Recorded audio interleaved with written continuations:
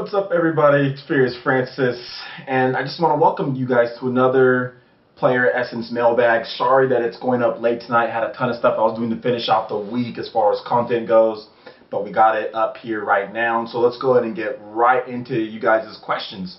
Alright, so I'm going to be reading these straight off of the list here. Remember, the best way to get your question answered is post it in the comment section on YouTube. So if you're watching this on playeressence.com, try to go over on YouTube and post a comment on there, because it's easier for me to compile the list as far as, where the questions are, and faster for me to get them out. So go ahead and start. If you're watching on Playeressence, if you have a question and you want it answered, please go on YouTube and put it in the comment section below. Alright, so the first question we have is from Dave First Fan, and he asked me a very troubling question, but I'll answer it. He says that I have to answer it. So his question is, what do you think will happen with Nintendo EAD when it's time for the current devs, Miyamoto, Tezuka, Sakurai, Aonuma, etc. to go? And I mean, I answered him on the comments there saying that stop, you're giving me nightmares, but he said you have to answer, so I'll answer the best I can. Nintendo's been doing a good job of basically training the developers under them to be as good as they are. I mean, will these developers that they're training underneath them be as good as they are? No, but they're trying to get them to that level. It takes time. So I think by the time all of those guys you mentioned are done, with their careers, the next wave of great developers Nintendo's raising, the guys who made like Dylan's Rolling Western, the guys over there making like Pandora's Tower, guys like that, the small games, Sakura Samurai, games like that, those are going to be the guys that take over, the underlings the younger guys, which Nintendo has been doing a good job of recruiting younger guys into their ranks as far as making like the Mario team and stuff like that. So they're going to be getting other guys to help them. They're going to be using other developers that they trust, guys like Retro, and other guys that they can trust to make games. So I think it'll be okay in the long run, but that's still a long ways away for the most part. So it's not anytime soon, but Nintendo's doing a good job of training the other guys. So I think they'll pick up right where those guys left off. All right, next question. I don't know how to say this guy's name. I think it's General Legultz. I think I'm probably getting it wrong. It says, we use the next coming to SNES. Do you think Nintendo is going to surprise us with a new IP this coming E3? It's very possible. We've heard rumors, and Nintendo's even somewhat hinted that Miyamoto is working on a new IP. We'll see what Retro's doing, although I think that's Metroid. But yeah, I think they're definitely going to give us some type of new IP, whether it's from the guys over at Mistwalker, who also have a mysterious Wii U game in development, whether it's from them or whether it's from one of the smaller teams that made like Dylan's Rolling Western or Sakura Samurai or Pushmo. Maybe it's one of those guys. We might see something new. As far as Nintendo's like EAD or something like that, probably not one of those guys, but Miyamoto does have a new game in development, so maybe we get something from him at this year's E3. Alright, next question. Deathfit asks, since there has been articles that a new 3D Mario is supposedly coming out this year before October, if this rumor ends up being true, do you think that Nintendo may be rushing it? No, I don't think Nintendo may be rushing it, because you have to look at the last time like 13 did something. I think the same team who's going to make like a new 3D Mario was the same team that made Super Mario 3D Land. So Super Mario 3D Land came out back in 2011. So that's plenty of time. It's 2013 now. That's 2 years. They're probably working on concepts even before that. So that's plenty of time to get a new Mario game up and running on their hardware. And no, I don't think it's going to be rushed. And if it is rushed, then it's going to be delayed, like Nintendo always does. So once Nintendo has no problem delaying a game. So I don't think it's going to be rushed, and I think a new 3D Mario is going to be awesome. So we'll see how it goes. Griffin of Might writes, do you think Nintendo should make their own game after the EA douchebaggery? It could be something like Mutant League Football. And also, could EA lose the NFL license for their pettiness as far as not making a game for it? Because isn't there conditions that the NFL license has to be, like, you have to put the games on all systems? People have been talking about this whole EA thing as far as putting the games on all the systems, and I think they have to, but I guess there might be a workaround, because it's not coming, and it doesn't seem like the NFL is going to make them put the game out on Wii U. So, I'm not sure if they have to, and I definitely think Nintendo should team up with another company to make a style of football game, like with Mii's or with Nintendo characters, whatever the case may be. Maybe team up with Sega, like Mario Monica the Olympic Games. Will make a football game. I think so. I definitely think they should do that, just because I think Wii U fans and Nintendo fans still want to play a football game. They just don't want to pay EA for it. So if Nintendo could make their own football game, that would be great. I would love it. I'd purchase it day one, no problem. So yeah, I definitely think so. And as far as EA, losing their license, I hope they lose their license to make NFL games, because they need competition to make the game better. Obviously, Madden, has been dipping in quality, every single year. So they need to make sure that the competition stays there, that the quality's there. So yeah, I hope they lose their license. I mean, I don't think they will, but I hope they do, or I hope it's back open to where anybody can pay the NFL to make a football game. So hopefully that happens. John Smith writes, Francis, why do you have a problem with repetitive shooters and not repetitive platformers? Not naming any names. Here's the reason why I have a problem with shooters and repetitive shooters compared to platformers. You talk about platformers being repetitive, but in sense, how many platformers do we get? I mean, there's classic stuff, but how many $60 platformers do we get out on the systems? There's not a lot. Microsoft doesn't make any platformers. Sony makes a few here and there. They got some small titles, maybe like Sound Shapes and things like that on the PS Vita, or they've got Little Big Planet when that comes out. But really, there's not a lot of platforms out there. Nintendo makes the most amount of platformers, full retail platformers, and with the platformer, the game is the level design. So when you're playing a different platformer, when you're playing something like a new Super Mario Bros., it's all about the challenge of the level, and the levels change from game to game. Whereas shooters, the level design can play a part into it, but you're not actually there's no jumping on the level and doing certain things like that. Shooters, you're really just going from one point to another point and shooting people. And look at the amount of shooters that have been released. There's just been so many shooters compared to platformers, just that's been released. And there's no innovation in many of these shooters. They all kind of do the same thing. I've said this before. You hold the L trigger and you press the right trigger, and you know how to play a shooter. That's my problem with them. And I think a lot of people have said the same thing. You don't hear people saying, "Oh, we have too many platformers out there." Yet you hear developer after developer saying that there's too many shooters out there. So that's my problem with first-person shooters over platformers. Next question. NS3210 asks, looking at Japanese games this year alone that has gotten high ratings such as Ni no Kuni, Fire Emblem Awakening, and Luigi's Mansion Dark Moon, as well as upcoming JRPGs such as Xenoblade 2, Tales of Xillia, etc., do you think the Japanese gaming industry, particularly JRPGs, are finally making a comeback in the West? He thinks so. Hopefully we get more than the PS3 and 360 generation. I think Japanese RPGs are going to make a comeback in a couple ways, but there's a few things that have to happen. The first thing that has to happen is that Square Enix has to get their stuff together. They need to realize that it's not all about publishing big budget titles. You look at Tomb Raider, you look at that and you see that they projected to sell 5 million copies of that game. It didn't sell that, so they have problems. If you have to sell 5 million for your game to be considered a success or to hit your projections, that's a problem. You're investing too much money. You need to scale back.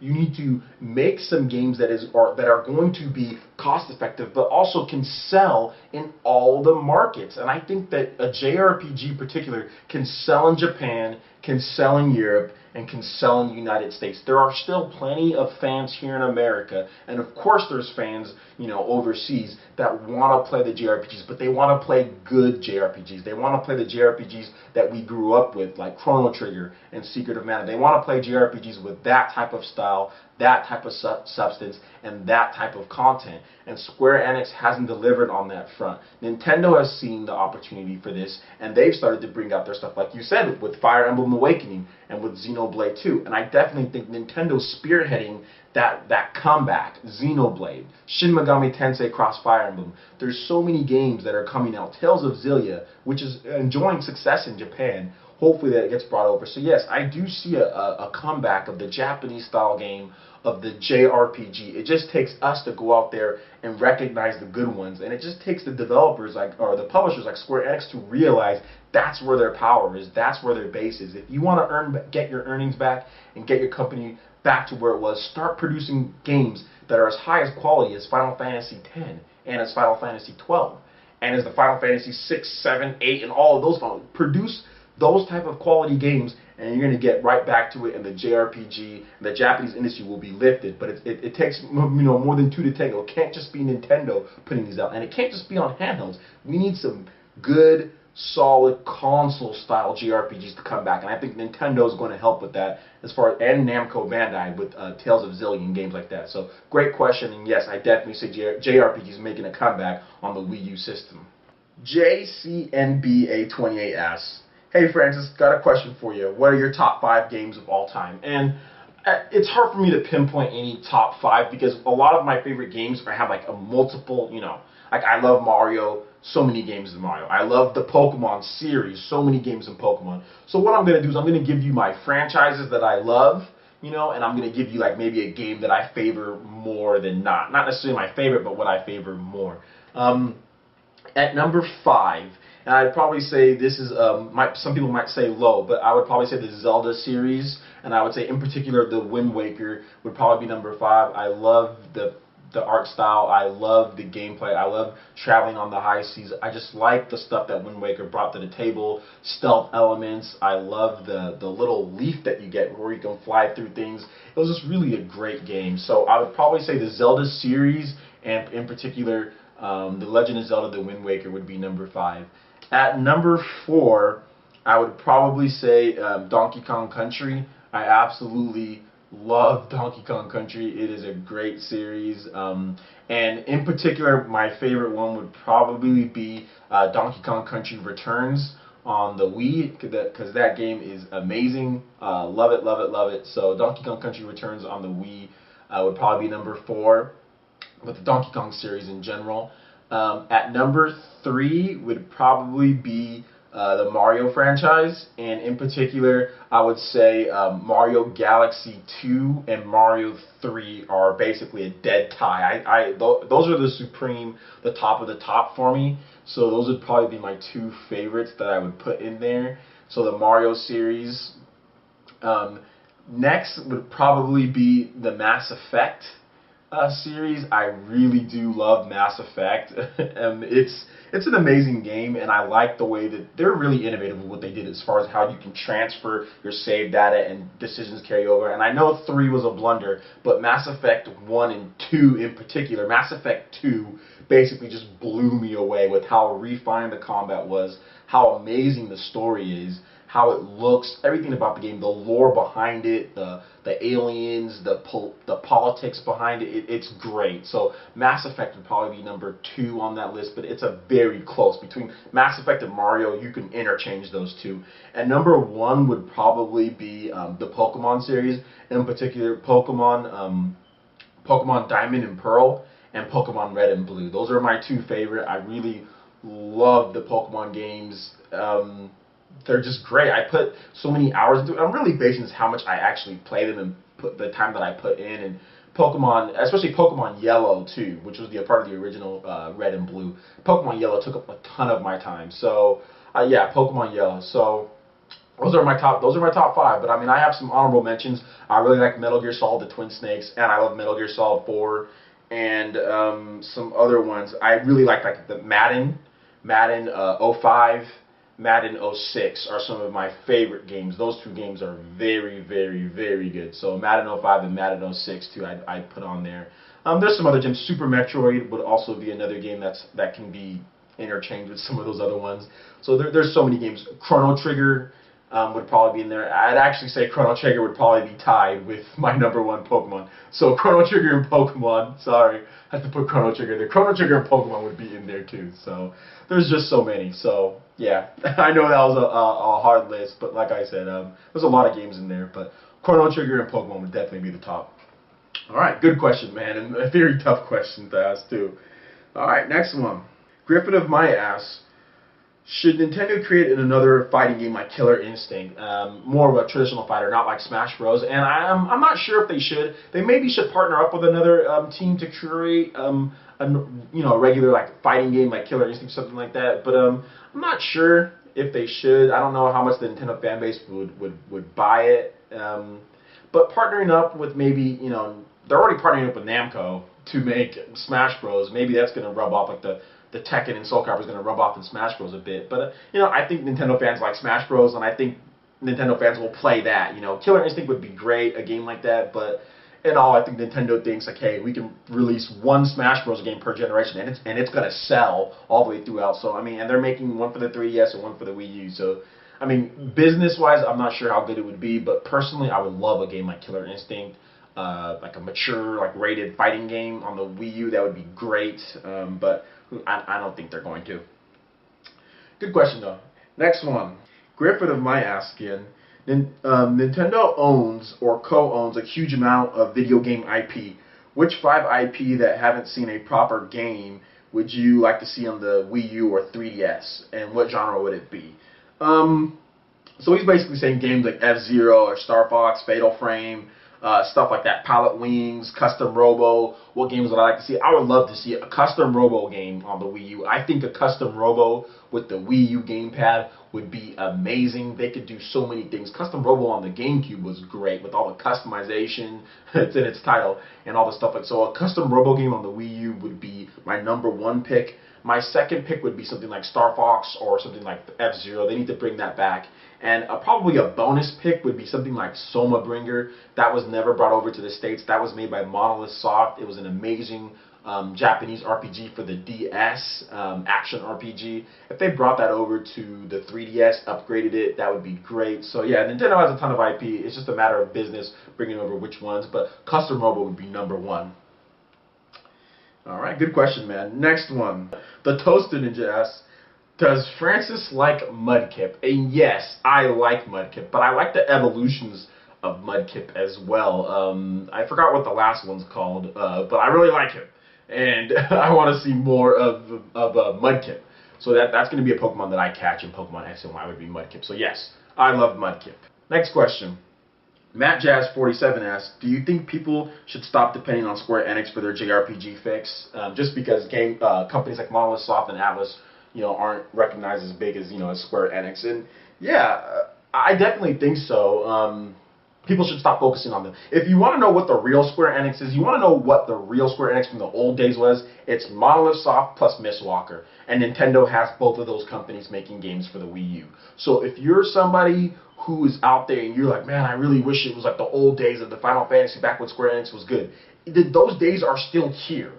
Find Monolith Soft, go on Wikipedia, and Wikipedia every single Monolith Soft game, you know, that they've made since 1999. If you want the old Square Enix, man, you got it right there. It's Monolith Soft and it's Mistwalker. So if you have an Xbox 360, go pick up Lost Odyssey. Go play Blue Dragon.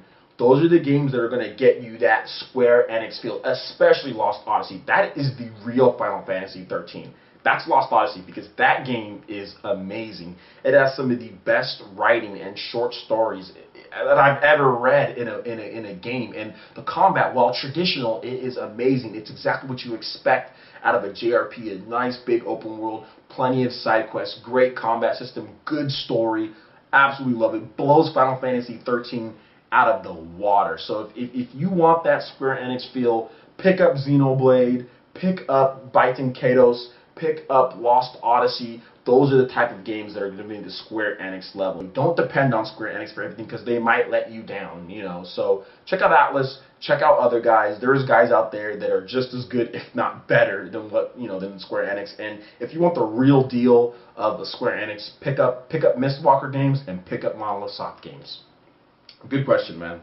Alright, so that basically wraps it up here for the Player Essence Mailbag. Once again, if you have any questions for the next week's show, please let me know in the comments below. And remember, if you have a suggestion, because a lot of people have been telling me that I should do a live stream of this and answer the questions live, let me know what you guys want in the comments below. If you guys want a live stream, do you guys want to do Wii U video questions? Do you want to do Twitch TV? Let me know. Give me some suggestions in the comments below, and I will be happy to do that. It'll take some time to set it up, but I will happy to get that in. Alright, so that basically wraps it up. Make sure to check out Sunday. We have the Shin Megami Tensei Crossfire Emblem E3 preview. That should be awesome. So make sure you check us out on Sunday. I'm not sure what time we'll be up, but just check out the website on Sunday and check out YouTube for it, because it's going to be really, really cool. All right, once again, I'm Playeressence, and we will see you guys on Sunday. Peace.